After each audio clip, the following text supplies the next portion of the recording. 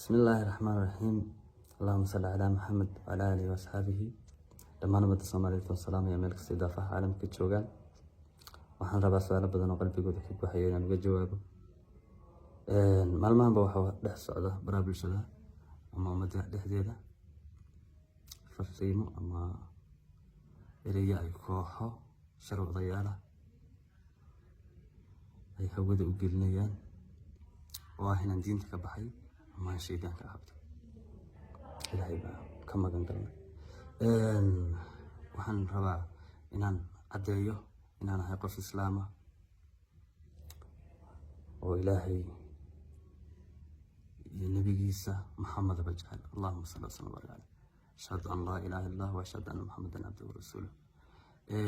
waxaan rabaa sidoo kale inaan ka jawaabo heesta iyo sawirka.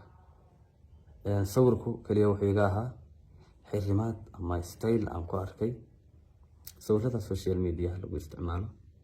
dadna sidaa darteed anana iska samaystay oo sidii unana u xirtay. videoga hees ama heesta badanaa baraha bulshada la soo dhigayo waxay ahayd heesan anigu codkeeda duubay, laakiin anigu codka aan duubay kuma jirin codkan. aqoonna ereygan uma lahayn. marka waxaan leeyahay insha Allah bismillaahi kariim, diinteenu maaha mid dhayal maaha mid lagu ciyaaro, maaha mid qof islaama lagu dacaayadeeyo ama baraha bulshada iyo youtube-yada adduun iyo lacag yar oo kasoo dhacaysa qof dhan diintiisa lagaga saaro.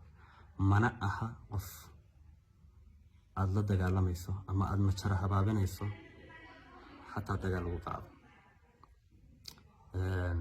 ودافعي هيركيسي ودافعي يعني وي سكيس انت شخصية دي اللي قميري سنة وحيابها كله وحن لها هاي يعني دين تلقوا يعني أشهد أن لا إله إلا الله وأشهد أن محمدا عبده ورسوله.